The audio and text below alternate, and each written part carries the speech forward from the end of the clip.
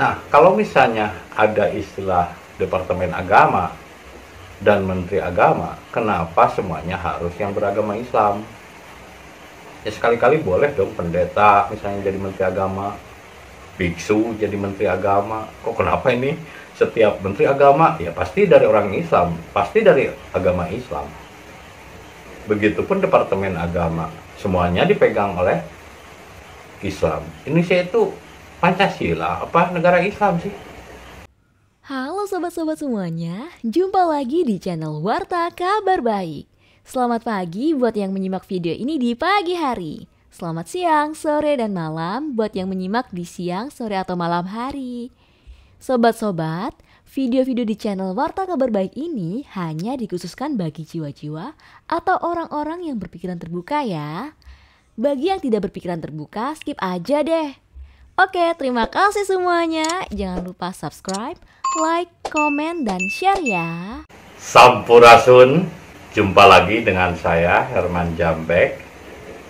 Kali ini saya akan membahas tentang penistaan agama.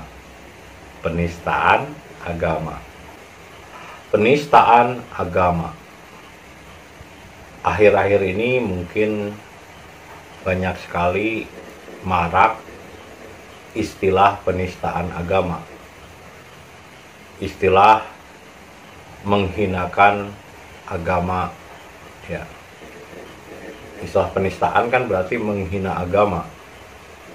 Istilah penistaan berarti kan seolah-olah menistakan agama yang diyakininya. Misalnya orang Kristen menghina agama Islam, orang Islam menghina agama Hindu, orang Hindu misalnya menghina agama Islam. Tapi anehnya, kok penistaan agama ini hanya berlaku untuk orang Islam aja gitu. Terus ketika orang Islam menghina agama Hindu, kemana hukum ini? Ketika misalnya orang Islam menghina orang Kristen, ustadz-ustadznya ada yang menghina agama Kristen, kemana? Bahkan di setiap majelis taklim dan masjid, ini mereka sering, hanya tidak ditayangkan dan divideokan saja. Di masjid-masjid itu yang diajarkan menghinakan agama lain. Jangankan menghina agama lain, beda golongan aja saling mencela, saling menghina. Lalu di mana berlakunya undang-undang penistaan agama? Kalau yang nggak boleh dinistakan itu cuman agama Islam, yang lainnya ya nggak masalah. Kalau orang Islam menghina agama Kristen, nggak masalah orang Islam menghina agama Hindu. Tapi ketika umat lain beda salah paham saja, rame-rame diadili, digeruduk, didatangin massa, dianggap sebagai penistaan agama oleh orang yang beragama Islam. Kalau yang agama lain nggak pernah ngegeruduk, ngedemo kayak gini, ngedemo sampai berjilid-jilid, kan nggak ada. Ahok aja kan dianggap penistaan agama, ya orang Islam yang bertindaknya, orang yang beragama Islam, sampai berjilid-jilid penistaan. Inilah itulah. Masalahnya itu di mana sih? Dan kenapa sih terjadi hal seperti itu? Nah, yang jadi masalah itu undang-undang penistaan agama yang bikin siapa? Kok kenapa hanya penistaan agama ini hanya berlaku untuk orang Islam aja? Untuk agama lain nggak ada. Seperti Departemen Agama aja. Kan aneh, namanya Departemen Agama. Kan Indonesia itu agamanya macam-macam. Ada Kristen, ada Hindu, ada Buddha, ada pendeta, ada biksu, ada sulinggi. Kenapa yang jadi Menteri Agama semuanya orang Islam, semuanya yang beragama Islam? Kan boleh dong pendeta sekali-kali nanti jadi Menteri Agama. Kan kita itu negaranya ketuhanan bukan keagamaan. Ya siapa saja agamanya boleh. Boleh nggak pendeta jadi Menteri Agama? Ya boleh, kan namanya Menteri Agama. Kan tidak dijelaskan Menteri Agama Islam. Kan Menteri Agama nggak dijelaskan agama Islam kan? Ya kenapa nggak boleh misalnya pendeta jadi Menteri Agama? Nah, kan Indonesia itu agamanya banyak, ada 5. Kristen, Hindu, Buddha, semuanya impor. bukan dari Indonesia. Yang asli Indonesia itu bukan agama, namanya budi. seperti Sunda Wiwitan budi, Kapitayan budi, Kejawen budi, terus senyatanya Dharma atau Sanatana Dharma budi, bukan agama. Nah, kalau misalnya ada istilah Departemen Agama dan Menteri Agama, kenapa semuanya harus yang beragama Islam? Ya sekali-kali boleh dong pendeta misalnya jadi Menteri Agama, biksu jadi Menteri Agama. Kok kenapa ini setiap Menteri Agama? Ya pasti dari orang Islam, pasti dari agama Islam. Begitupun Departemen Agama, semuanya dipegang oleh Islam. Indonesia itu Pancasila apa negara Islam sih? Kenapa Departemen Agama harus orang yang beragama Islam? Kenapa Menteri Agama harus orang yang beragama Islam? Kan boleh sekali-kali pendeta misalnya, biksu yang jadi Menteri Agama. Karena Menteri Agamanya orang Islam, penistaan pun kenapa? Ini yang sewot, yang ribut itu ya orang yang beragama Islam. Orang yang beragama Kristen, orang Hindu, ketika orang Islam melakukan penistaan dan pelecehan terhadap keyakinan mereka, ya mereka diem aja, nggak pernah rame, nggak pernah demo berjilid-jilid, nggak pernah mereka menyerang agama lain, apalagi agama Hindu. Nggak pernah saya mendengar agama yang ada di Bali, bukan Hindu sebenarnya, tapi Sanatana Dharma, nggak ada istilah menistakan agama lain atau menyerang agama lain gitu. Menyerang di situ dalam arti kalau keyakinan mereka dihina, mereka menyerang. Enggak, mereka nggak pernah menyerang. Waktu di Buleleng juga pas lagi ada nyepi kalau nggak salah, pintu talang didobrak dan mereka orang lagi nyepi, ini malah lagi pesta pora, botram, makan-makan, mancing. Tapi mereka nggak pernah mempermasalahkan itu, nggak pernah menyerang. Ini yang terjadi sering kali penistaan ini agama Islam.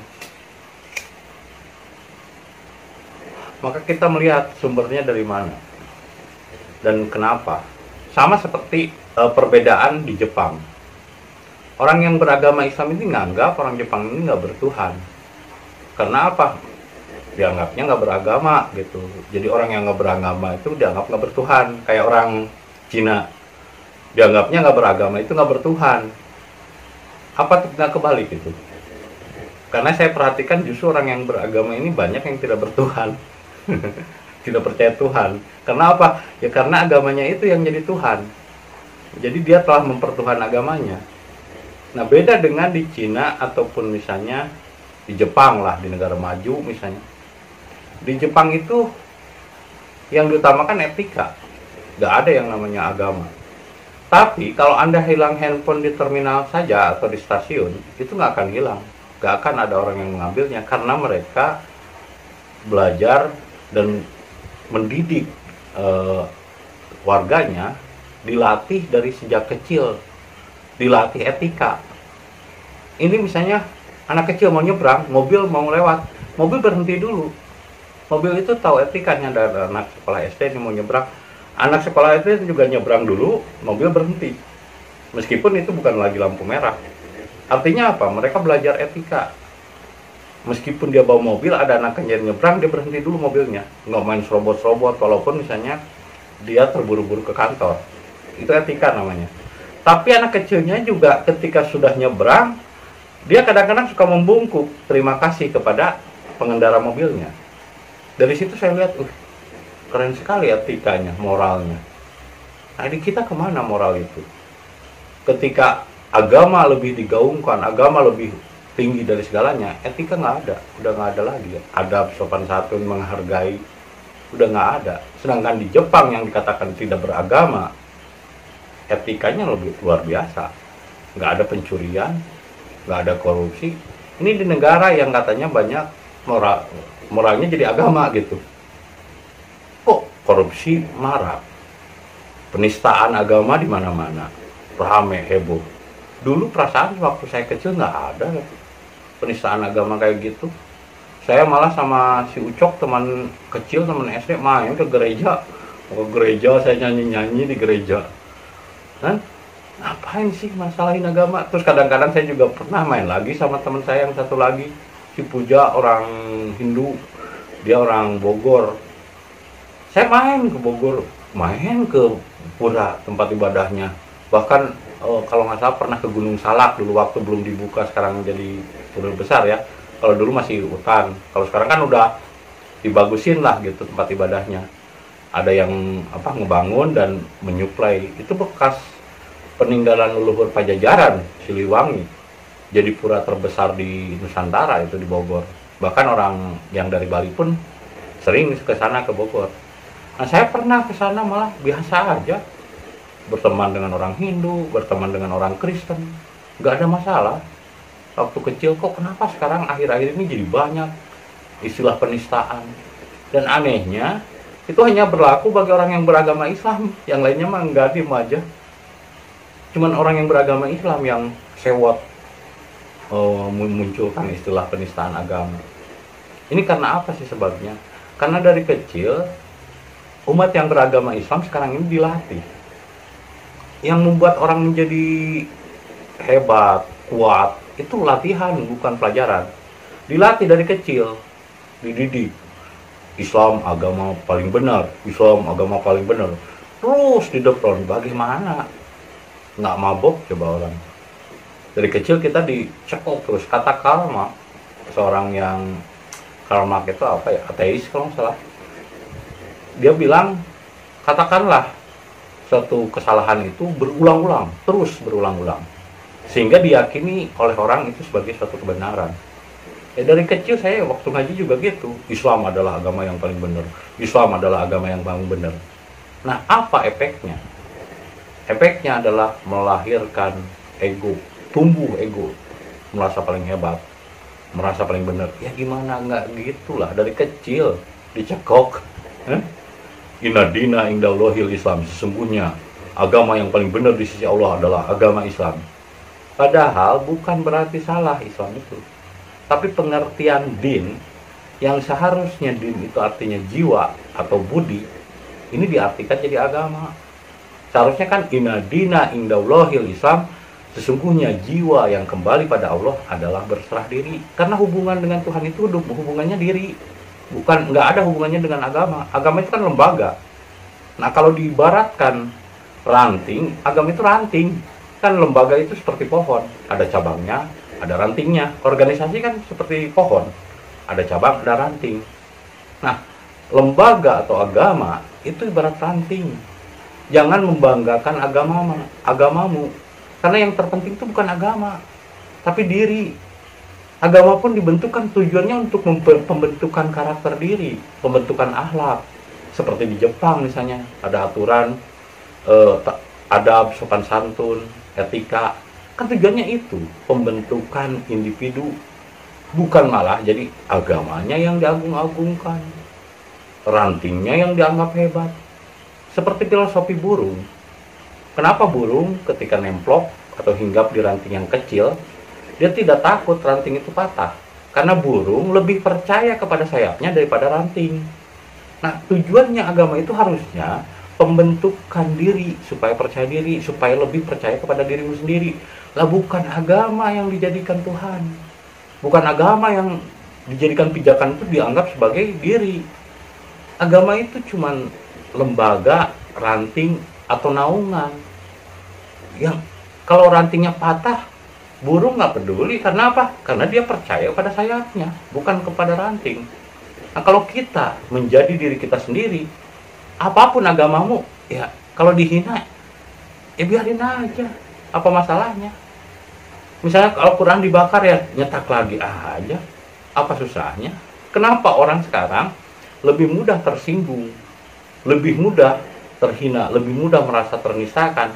Karena harga dirinya sudah diserahkan kepada agama. Jadi dia sudah tidak punya lagi harga diri, sudah tidak punya lagi nilai diri. Jadi dia tidak punya kepercayaan diri, tidak punya nilai diri. Semuanya diserahkan pada agama. Pokoknya agama yang paling benar. Ya gimana nggak ego? Dari kecil dilatih seperti itu. Kan orang hebat itu karena dilatih. Cristiano Ronaldo dilatih bukan karena klub, tapi karena Cristiano Ronaldo melatih diri. Messi besar bukan karena klub, bukan karena Barcelona atau karena klub yang dihinggapinya, tapi karena Messi-nya melatih diri. Nah, sekarang orang Islam dilatih dari kecil. Islam itu agama yang paling benar. Islam itu agama paling benar. Ya gimana nggak ego? Coba kalau diubah pengertian dinnya, inna dina indallahil Islam, sesungguhnya jiwa yang berserah diri itu adalah jiwa yang diterima kembali pada Allah itu adalah berserah diri. Ya berarti kan diri, bukan agama. Inna dina indallahil Islam, sesungguhnya jiwa yang kembali pada Allah adalah berserah diri. Diri yang utama. Sekarang orang berbuat kejahatan, jadi teroris. Apa agamanya yang salah? Bukan agamanya yang salah. Itu mau orangnya aja. Saya tidak pernah menyalahkan agama Islam. Saya tidak pernah menyalahkan Islamnya. Ketika ada orang teroris misalnya ngebom, bukan si Amroji misalnya dulu ngebom di mana? Di Bali. Saya tidak menyalahkan Islamnya. Itu mah orangnya aja. Kan? Bukan berarti Islamnya yang salah kan? Berarti orangnya. Nah, begitupun sekarang kalau Anda lebih fokus mendidik diri, membangun diri, ya agama nggak penting, meskipun rantingnya patah, ya burung tetap bisa terbang, bukan karena ranting. Jadi jangan terlalu menyerahkan hidupmu pada agama. Atau jangan-jangan Anda memang sudah mempertuhan agama, menjadikan agama itu sebagai Tuhan. Kecuali Anda menjadikan agama itu sebagai Tuhan, maka disitulah muncul penistaan agama. Lah kalau misalnya agama cuma jadi ranting, dihinakan, dinistakan juga cuek. Tapi karena Anda sudah masuk dalam ruang hati Anda, agama Islam agama paling benar, itu yang jadi permasalahannya. Karena orang yang beragama Islam ini dari dididik dari kecil, coba dilatih, gimana nggak kuat tuh egonya. Orang mah di Jepang dilatih etika, di Cina dilatih etika, dilatih sopan santun, ini dilatih ego. Pantas aja yang egonya paling besar itu umat yang beragama Islam, karena dari kecil dilatih. Inna dina indallahil Islam, sesungguhnya agama yang paling benar adalah agama Islam. Lalu gimana jadi raksasa coba egonya di dalam diri. Jadi yang muncul yang besar itu bukan Tuhan di dalam dirinya, tapi setan. Karena apa? Karena dia meyakini Islam agama paling benar, Islam agama paling benar. Itulah cara setan untuk memasukkan kebusukan isme-ismenya dalam hati manusia, kebusukan isme-ismenya dalam pikiran. Ketika orang menganggap agamanya paling benar, dia telah menistakan Tuhannya dan telah menistakan Islam. Jadi sebenarnya orang yang menganggap agamanya yang paling benar, sebenarnya dia telah menistakan agamanya, telah menistakan Islam, telah menistakan Nabi, dan telah menistakan Tuhan. Karena Islam bukan agama, Islam itu adalah diri. Inna dina indallahil Islam, sesungguhnya jiwa yang kembali pada Allah adalah berserah diri. Jadi Islam itu bukan agama, tapi diri. Lalu kenapa terjadi penistaan agama? Karena orang Islam salah memahami Islam dianggap agama. Coba kalau Islam itu dianggapnya sebagai jiwa, diri. Karena yang utama itu adalah pembentukan diri, percaya diri. Burung nemplok atau hinggap menginjakan kakinya di ranting yang kecil, tidak takut rantingnya patah. Karena burung lebih percaya kepada dirinya daripada ranting. Nah, Anda kalau benar-benar dinul Islam atau jiwa yang berserah diri, Anda memiliki kualitas diri, rasa percaya diri. Ketika agama dihina, apa Anda akan runtuh? Kalaupun rantingnya runtuh, rantingnya patah, kita tidak akan runtuh. Karena itu cuma ranting, itu cuma cabang, itu cuma organisasi. Yang terpenting bukan rantingnya, tapi sayapmu, tapi jiwamu. Sayap itu ibarat jiwa. Inna dina indallahil Islam, sesungguhnya jiwa yang kembali kepada Allah adalah berserah diri. Jadi din itu bukan agama, tapi jiwa atau budi. Inna dina indallahil Islam, sesungguhnya budi yang kembali kepada Allah adalah dharma. Jadi dinul Islam, arti dalam bahasa Indonesianya adalah budi dharma, bukan agama Islam. Jadi kenapa sekarang banyak orang yang merasa agamanya dinistakan, agamanya dihinakan? Karena dia ketika menganggap Islam itu agama, dia telah menghinakan nabinya, menghinakan Tuhannya, bahkan menghinakan dirinya sendiri. Maka orang-orang yang hina ini seringkali merasa dirinya terhina, meski orang lain tidak bermaksud menghinakannya. Dari sana angka 6, dari saya angka 9, bukan berarti saya menghinakan Anda, tapi saya mencoba meluruskan bahwa Islam bukan agama. Tapi meluruskan adalah sesuatu yang tidak mudah ketika orang sudah bengkok. Ibarat tangan kalau udah bengkok, mau dilurusin lagi, sakit. Orang sudah yakin Islam itu agama, mau diluruskan lagi sakit.